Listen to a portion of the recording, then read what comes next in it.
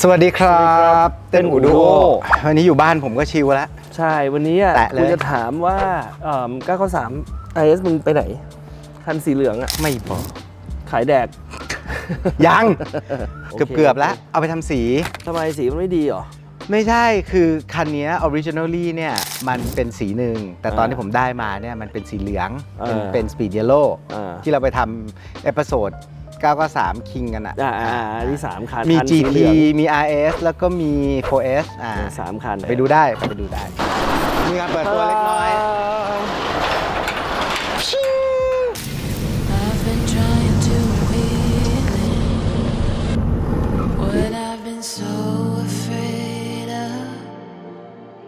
Your coldness makes my heart go weak,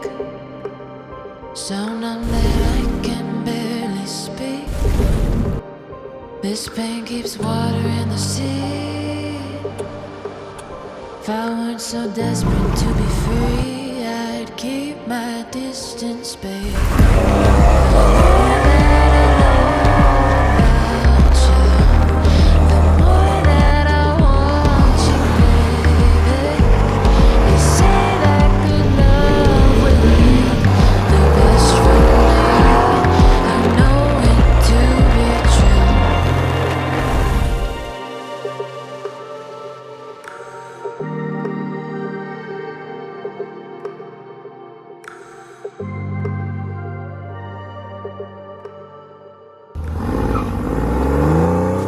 เป็นอูดูโอ powered by Tross Tross Pro Pro ที่เข้าใจผู้ชายดีที่สุด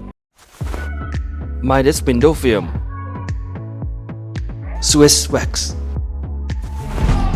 in partnership with Tag Heuer Beer Sing คันนี้ออกทริปมาแล้วเดิมเนี่ยมันสี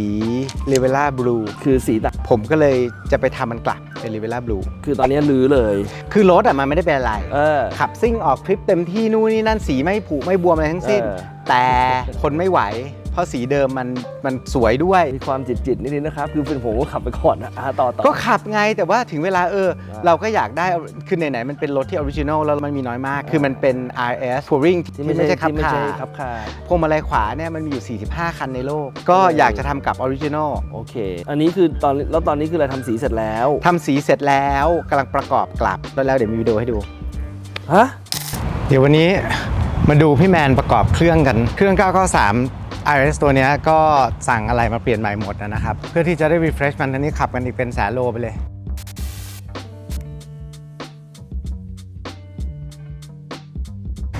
ครับวันนี้เดี๋ยวเราอยู่กับพี่แมนเจ้าสำนักมาดูปรับเครื่องปรับ RS คันนี้ตอนนี้เหลือทำอะไรบ้างครับพี่ก็เครื่องแล้วก็ช่วงล่างนี่เสร็จแล้วเหลือประกอบนิดหน่อยไปดูเครื่องกันช่างใหญ่กำลังประกอบเมื่อกี้เห็นพี่เขียวกำลังลุยอยู่อันนี้เราทำเกือบจะเดิมหมดถูกไหมพี่เป็นเดิมของ RS หมดครับผม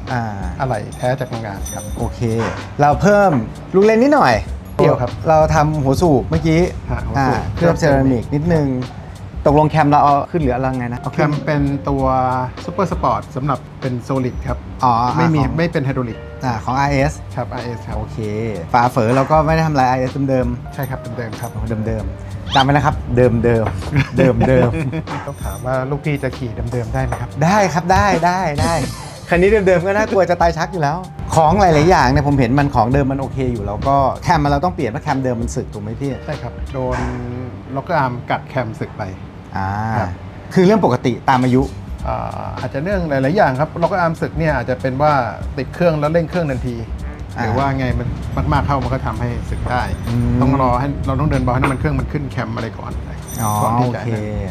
เป็น RS รถแท็กเดย์อยู่แล้วก็สตาร์ทเครื่องก็เบิ้ลเลยอยู่แล้วเป็นเรื่องปกติวอร์มก่อนคือเราไม่ได้เปลี่ยนเราเปิดมาเราเช็คสเปคเช็คทอร์เรนซ์อะไรมันก่อนว่ามันใช้ได้แล้วก็เราก็ใช้แล้วก็รีวิวไปเพราะของ RS จริงมันดีมากนะซื้อวันนี้มันอาจจะสู้ของเดิมไม่ได้เราก็ใช้ของเดิมดีกว่าโอเค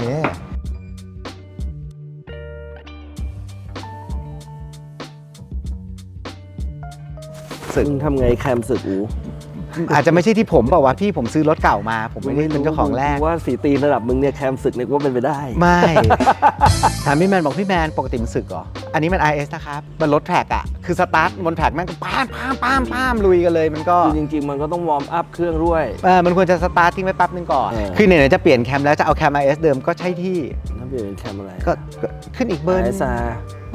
ขึ้น ให้มันขับยากขึ้นไปอีก ขึ้นแต่อันที่จะไม่ออริจินอลอันนึงคือโชคคือไหนๆจะเปลี่ยนแล้วผมก็คงไม่ใส่บิลสไตล์อ่ะ เปลี่ยนเป็นอะไร กำลังคิดอยู่ อ๋อนี่ยังไม่ได้ซื้อเหรอ คือตอนนี้เอาบิลสไตล์ไปรีวิวดูก่อน เพราะว่าคือยังไงของเดิมอยากจะเก็บไว้ไม่อยากจะทิ้งมัน ใช่ใช่ ไมโอลินก็ไป MCS เลยแต่ว่ามันจะเยอะไปไง คือ MCS ก็พี่ก็ใส่คันเขียวอยู่ก็ อ่า ข้อดีก็คือมันหนึบจริงๆ แต่ว่าบนถนนก็อาจจะ คือมัน กไป ต้องไฟน์ทูนอ่ะ มันต้องไฟน์ทูน นี่ก็ พอส จู ม นมาห ค ลา วย ร รอบแล้วคิดว่าน่าประมาณนี้ได้ดีที่สุดคือบนถนนเนี่ยมันก็จะเขาเรียกว่าอะไรมันจะสติฟนิดนึง อืม แต่ว่าก็อาจจะชอบก็ได้ก็ไม่ได้คือมันก็ไม่ได้แข็งขนาดนั้นอะไรเงี้ย ก็รีสตอร์ใหม่หมด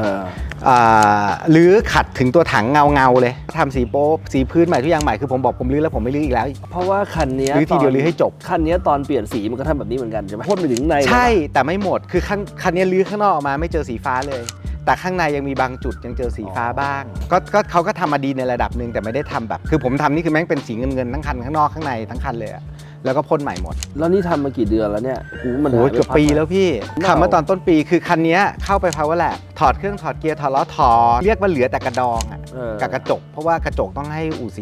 สีถอด คือสร้างแท่นเข็นโครงเป็นสเกเลตันอ่ะเพราะว่าถอดหมดยันช่วงล่างทุกอย่างรีวิวใหม่หมด ปุ๊บใส่เข้าไปโชคเชิร์กเปลี่ยนใหม่หมด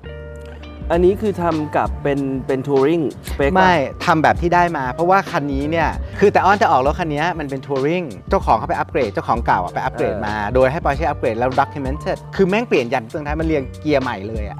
ให้เป็นขับสปอร์ต ให้เป็นขับสปอร์ตสเปคเปลี่ยนท่อทำโมรีทูน ECU คือทำทุกอย่างเป็นขับสปอร์ตสเปคหมดเลย แต่รถมันก็มีพรมอะไรใช่ไหมแต่ว่ามีโลบาร์ มีพรมแล้วมีโลบาร์เป็นแบบเป็นโบออนเพราะว่ามัน retrofitted แต่มัน fit retrofit by Porsche โอเคคือเอาเครื่องเข้าแล้วจริงๆเหรอเนี่ย เข้าแล้วมีวิดีโอสตาร์ทแล้วด้วย เดี๋ยวนะเมื่อ2วันนี้กูไปนี่ครับเครื่องพี่อู๋นี่ยังแบบแกยังประกอบเกียร์ยังประกอบ เรา อะไรอ พูด ยู่ ถึง เลย แม นะ น Power Lab อยู่นะเว้ย ไม่เชื่อมึงไปถ่ายมา มีแล้วในนี่ไงแอดเลยลง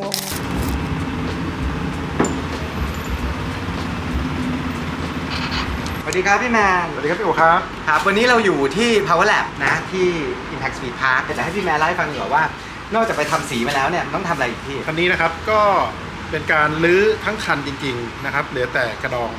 เพื่อจะทำการไปพ่นสีนะครับแล้วก็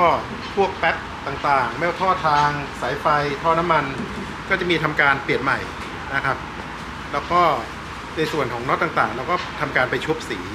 ชุบซิงค์นะครับให้มันเป็นโทนสีเดียวกับของโรงงานนะครับเราก็มาประกอบส่วนอันไหนผูกมากเราก็เปลี่ยนเลยนะครับอันนี้ก็เป็นสไตล์การรีวิวนะครับ ก็นะฮะเราก็จะเห็นน็อตเนิร์ดอยู่ตรงนี้นะนี่ก็ค่อยๆพี่แมนก็เอาสายไฟใส่เข้าไปใหม่หมดถูกไหมพี่ ใช่ครับสายไฟใส่ไปไม่หมดแล้วก็เก็บสายไฟต่างๆที่ข้อต่ออาจจะไม่ค่อยดีมีออกไซด์แล้วก็ปอกคุ้มเริ่มเสื่อมอะไรเงี้ยเราก็ทำการเก็บใหม่หมดครับแต่ค่อนข้างจะใช้เวลานิดนึง พี่พวก 993 96 สปาร์คพลาสติกมันอ่ะมันละลายหมดแล้วดูไหมพี่มันแบบกรอบไปหมดแล้วใช่ไหม ใช่ครับ คือถ้าไม่ไปยุ่งกับมันก็ยังพอไหวแต่ถ้าเกิดถอดปุ๊บ โอกาสล้วนก็มีสูง ก็ต้องเปลี่ยนใหม่หมด งานประมาณนี้เนี่ยพี่มันใช้เวลาประมาณเท่าไหร่เอาว่าทำสีเสร็จแล้วนะมาประกอบอย่างเงี้ย ถ้าประกอบอย่างเดียวก็ประมาณ1 เดือน แต่ถ้าระหว่างประกอบมีอะไรเพิ่มเติมอันนั้นก็อาจจะเป็นระยะเวลาจะเพิ่มขึ้นบวกอีก 2-3 เดือนได้ เพิ่มเติมเช่น คืออย่างสายไฟเนี่ยครับที่เราลื้อมาเนี่ยโดยส่วนมากเนี่ยก็คือสายไฟเดิม แต่ว่าระหว่างทางผ่านมา30 ปี ปลั๊กเปิร์กมันก็ สายไฟก็มีการเติมขึ้นมา อ๋อ ระบบไฟก็ไม่เดิม เราก็ต้องพยายามทำให้เดิมที่สุดภายใต้สายไฟเดิมครับ คือเหมือนที่มันมีอายุมา 20-30 ปีเนี่ยมันมีการแก้ไข หรือว่าบางช่างบางคนไปต่อไฟตรงนู้นอะไรนู่นนี่นั่นเราก็ต้องเอากลับมาลื้ออีก ใช่ครับไม่ควรจะมีสายไฟเดิมเพิ่ม แต่ต่อให้ของเดิมพวกคอนเนคเตอร์ทั้งหลายไปหมด ก็ต้องเปลี่ยน อันนั้นเปลี่ยนอยู่แล้ว ต้องเปลี่ยน จากประสบการณ์ที่ทำรถมาเนี่ยมีไหมพี่คันไหนที่ไม่ต้องเปลี่ยนอะไรเลยอะเป็นไปได้ไหม1 เดือนที่พี่บอกเมื่อกี้เนี่ย ไม่มีครับเพราะว่านั่นก็ต้องเบิกทุกชิ้นจากโรงงานมา ใช่ แล้วมาประกอบบางทีของจากโรงงานมาก็แตกเหมือนกันเก็บนานถูกทีก็พูดยากครับ ถ้านิวโอสต็อกจริงๆบางทีมันก็กรอบเนาะ ใช่ครับ ตอนนี้เราอยู่ถึงขั้นตอนไหนเนี่ยพี่ลองเล่าให้ฟังหน่อย ตอนนี้อยู่ในขั้นตอนประกอบสายไฟเข้าไปแล้วครับสายไฟเนี่ยจัดเก็บเรียบร้อยแล้วเราก็ประกอบสายไฟเข้าไปนะครับเริ่มใส่ท่อต่างๆ ท่อน้ำมันท่อระบายไอท่อน้ำมันเบรกครับสังเกตว่าเริ่มมีการติดตั้งเข้าไปแล้วซึ่งในทุกท่อต่างๆเนี่ยเราก็ไปทำการที่ทำให้มันใหม่เหมือนใหม่เลยพวกข้อต่ออะไรพวกนี้เราก่อนใส่ก็ต้องขัดขึ้นอีกทีหนึง แล้วก็ค่อยประกอบภายในสุดท้าย ใช่ครับภายในสุดท้ายสุดครับตอนนี้ก็ต้องใส่ให้มันปกติก่อนแล้วก็ลองทดสอบดูติดว่ามีอะไรรั่วหรือเปล่า ทำไม่ง่ายใช่ไหมพี่เองเนี่ยคือถ้าไม่รู้ว่าของมันอยู่ตรงไหนอะไรยังไงเนี่ยต่อให้ถอดเองกับมือก็มีสิทธิ์ลืมนะครับ ต้องทำเป็นไงถ่ายรูปไว้เก็บไว้เยอะครับถึงแม้จะทำประจำก็เหอะมันก็ต้องมีบ้างเพราะการถ่ายรูปมันเป็นซีเควนซ์ที่ดีอย่างหนึงเลยครับแล้วเราก็ย้อน แล้วเวลาลื้อทั้งระบบอย่างเงี้ยพี่ อันนี้ถามเผื่อคนอื่นเลยอ่ะลื้อเวลาเอารถมาบอกเนี่ยรถผมขับมาทุกอย่างขับมาเข้ามาได้เนี่ยพอลื้อซะมันต้องเหมือนเดิมมันเป็นไปได้อ่ะพี่ ออกเป็นไปไม่ได้ครับ พอถอดปุ๊บมันก็กรอบแตกไม่เกี่ยวกับมือเราหนักไม่หนัก อันนี้สำคัญเลยครับว่าการเล่นรถเก่าพลาสติกทุกอย่างเนี่ยจับแล้วบางทีอาจจะมีแตกเสียหายไม่ได้จากการถอดจากการที่มันแข็งแล้วอายุการใช้งานพลาสติกมัน คือมันอาจจะแตกอยู่แล้วล่ะแต่เราไม่รู้ด้วยซ้ำแต่เพราะมันอยู่ตรงนั้นของมันที่เดิมไงพอไปจับมันปุ๊บมันก็ มันเป็นผงเลย มันก็เป็นผงเลย แล้วถ้าเกิดจะทำโอเวอร์ฮอลใหม่แบบนี้ทั้งคัน เอาว่ารถขับเข้ามานะ ไม่ใช่แบบรถเครื่องแตกเกียร์เข้าไม่ได้อะไรเข้ามาเนี่ยนะปอร์เช่เนี่ย964 993เนี่ยต้องมีงบในใจเท่าไหร่เครื่องเกียร์อะไรอย่างเงี้ยเต็มระบบอย่างเงี้ยเต็มระบบอย่างเงี้ย เอาว่าแค่อ้วนเครื่องก็ประมาณ 70% ของ 964 993 นะครับ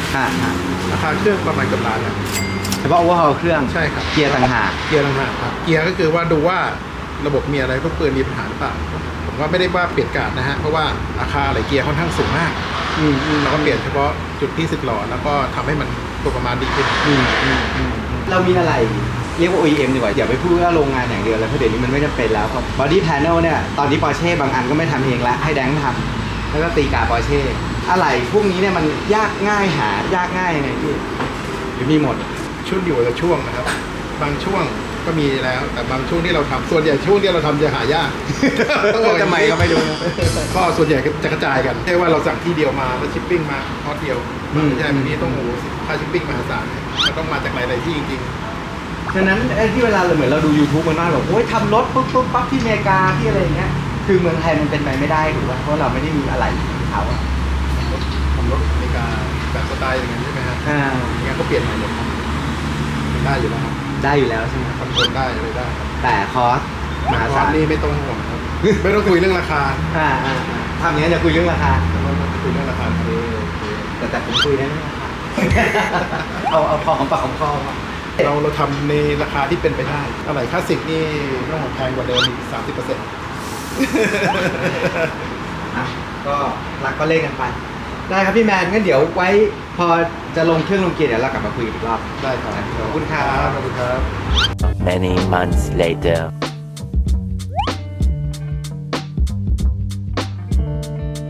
อันนี้ในล้อหลังนะครับ อันนี้คือหายใจของน้ำมันเบนซินนะครับ เพื่อให้มันไม่เหม็นออกมา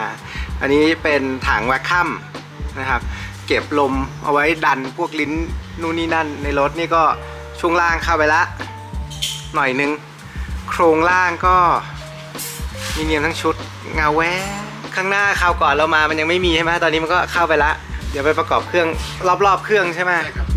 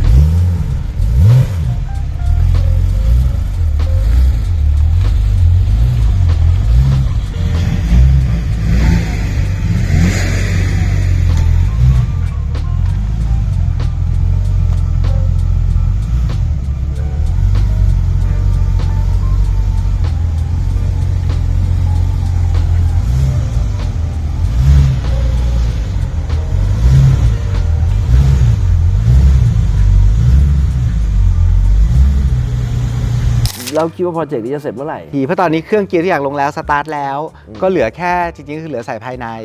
แล้วก็ไปขัดสีอะไรเงี้ยผมว่าเอาจริงๆนะ